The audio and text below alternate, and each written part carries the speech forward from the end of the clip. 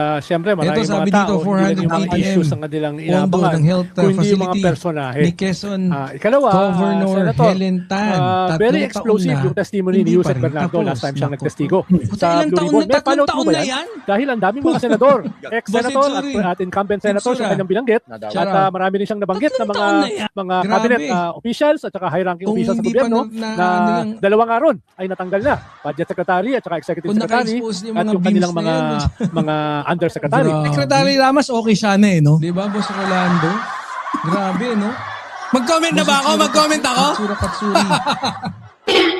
Kung dito, panis yun.